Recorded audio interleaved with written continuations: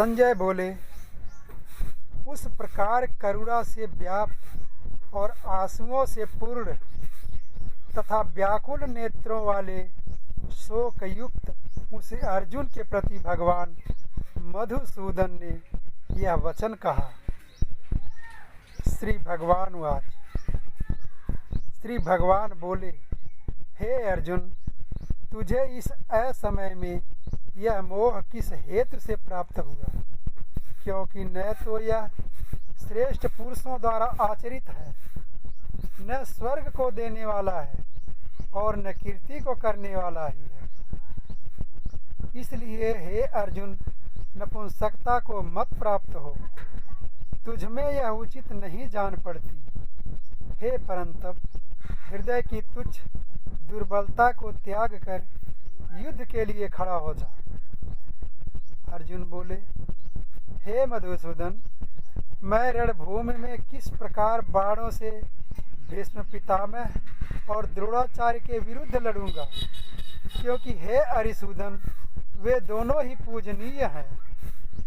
इसलिए इन महानुभाव गुरुजनों को न मारकर मैं इस लोक में भिक्षा का अन्न भी खाना कल्याणकारक समझता हूँ। क्योंकि गुरुजनों को मारकर भी इस लोक में रुधिर से सने हुए अर्थ और काम रूप भोगों को ही तो भोगूंगा। हम यह भी नहीं जानते कि हमारे लिए युद्ध करना और न करना, इन दोनों में से कौन सा श्रेष्ठ है। अथवा यह भी नहीं जानते कि उन्हें हम जीतेंगे या हमको वे जीतेंगे। और जिनको मारकर हम जीना भी नहीं चाहते, वे ही हमारे आत्मीय धृतराष्ट्र के पुत्र हमारे मुकाबले में खड़े हैं। इसलिए कायरता रूप दोष से उपहृत हुए स्वभाव वाला तथा धर्म के विषय में मोहित चित्त हुआ मैं आपसे पूछता हूँ कि जो साधन निश्चित कल्याणकारक हो वह मेरे लिए कहिए।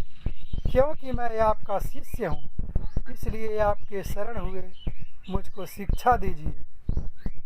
क्योंकि भूमि में निष्कंटक धन धान्य संपन्न राज्य को और देवताओं के स्वामी पने को प्राप्त होकर भी मैं उस उपाय को नहीं देखता हूँ जो मेरी इंद्रियों को सुखाने वाले शोक को दूर कर सके।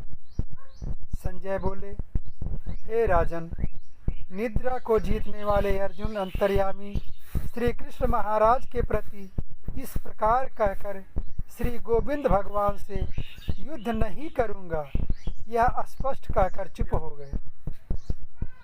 हे भरतवंशी धृतराष्ट्र, अंतर्यामी श्री कृष्ण महाराज दोनों सेनाओं के बीच में शोक करते हुए उस अर्जुन को हंसते हुए से यह वचन बोले।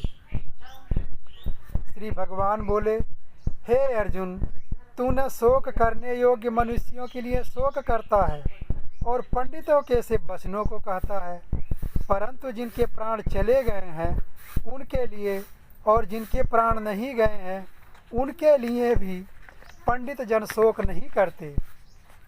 न तो ऐसा ही है कि मैं किसी काल में नहीं था, तू नहीं था, अथवा ये राजा लोग नहीं थे, और न ऐसा ही है कि इसके आगे हम सब नहीं रहेंगे।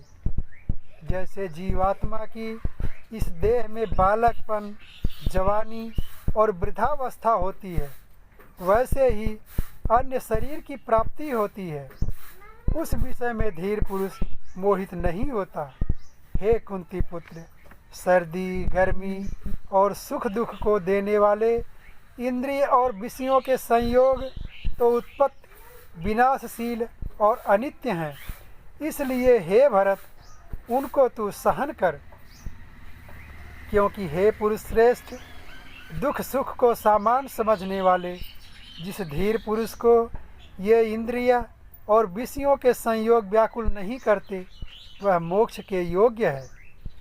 असत वस्तु की तो सत्ता नहीं है और सत का अभाव नहीं है। इस प्रकार इन दोनों का ही तत्वज्ञानी पुरुषों द्वारा देखा गया है। नाश रहित तो तू उसको जान जिससे यह संपूर्ण जगत दृश्य वर्ग व्याप्त है। इस अविनाशी का विनाश करने में कोई भी समर्थ नहीं है। इस नाश रहित अप्रमेय नित्य स्वरूप जीवात्मा के ये सब शरीर नाशवान कहे गए हैं।